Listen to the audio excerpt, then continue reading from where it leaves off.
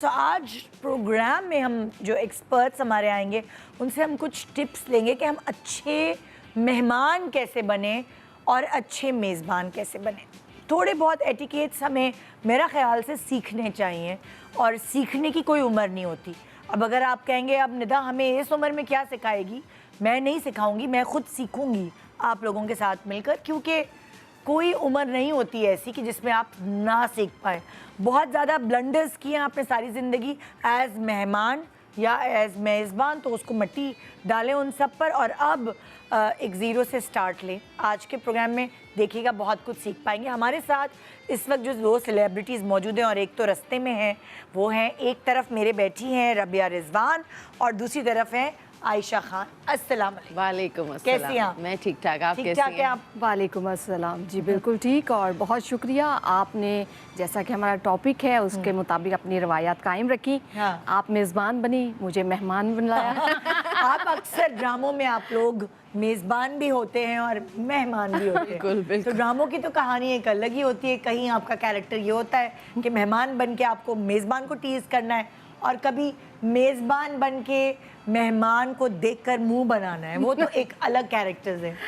लेकिन एक्चुअल ज़िंदगी में मैं चाहूँगी कि आप कुछ बताएं अपने एज मेहमान और मेज़बान, कोई किस्से, कोई ऐसी ज़िंदगी की प्रैक्टिकली जो आप लोगों मुझे ने इस तरह तो बहुत किस्से हैं, पर मुझे एक दफ़ा याद है कि मेरी सास बीमार थी और उन्हें डायग्नोज़ हुआ था डायबिटीज़। अच्छा, तो उनकी तबीयत अचानक ख़राब हुई, वो डिटोट हो रही थी तबीयत, लेकिन आहिस्ता आहिस्ता उनकी कोई रिश्तेदार आई मिलने।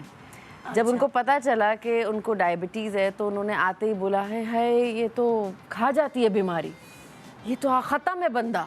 अब मैं देख रही हूँ, मैं कहा ये मतलब आप एक ऑलरेडी किसी बीमार के पास आए, वो पता नहीं किस अयादत करने आए हैं। अयादत करना है, वो ऑलरेडी ट्रॉमा से गुजर रहा है, उसके लिए एक शौक है कि उसको ऐसे डायग्नोज हुआ और आपने आते ही वो बीमारी की जो है ना पूरी लिस्ट गिनवा दी कि यही होता है, यही होता है। दुखती रग छेड़ी आपने।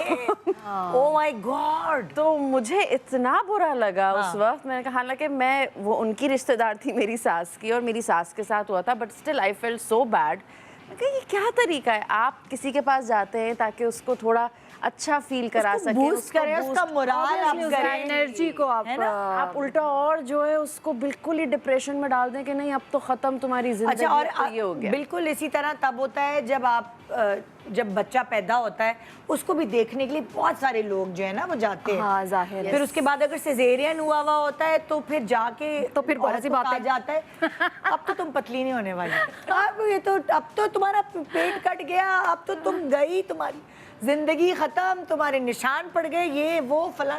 Oh my God. आप ये बात करिए, मेरी बेटी हुई थी तो एक कोई दूर की कोई ससुराली आई थी, वो आती, इसका ना ये दबाओ, चिन दबाओ, लंबी होगी, इसके ना नाक क्यों करूँ। हाँ। मोम का बच्चा नहीं है भाई, इंसान का बच्चा है। और हमारे यहाँ पे ये चीज़ें बहुत ली जाती हैं। ये करो वो करो, मैं कहा ऐसे करना होता तो मैं एक लिस्ट भेज देती, अल्लाह ताला को ये क्राइटेरिया ऐसे भेजिएगा बच्ची, या उन्होंने जो है खुदा न खास्ता आदि बना के भेजिए कि अब तुम सही कर लो अपने हिसाब से, ऐसे थोड़ी होता।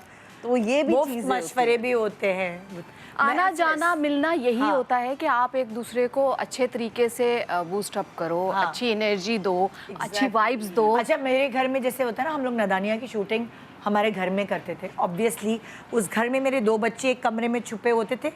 हमने बजट भी अपना देखना था, हमने अपने घर पे पूरा नदानिया जो है ज़्यादातर घर पे ही शूट कर रहे होते थे। वहाँ खाना भी बन रहा होता था जो पूरे हम क्रू को घर का खाना खिलाते थे। सो एक जब घर में शूटिंग होती है तो एक आपको पता है जब आप किसी भी लोकेशन पे जाते हैं तो क्या केओस होता है। और जाहिर है आपको जब रोज शूटिंग हो रही होती तो आपको वो सफाइयाँ जो घर की होनी चाहिए वो नहीं हो रही होती, प्रिवेसी भी आपकी नहीं होती। तो मेरे घर एक खातून आई जो कि एक एक्ट्रेस की अम्मी थी।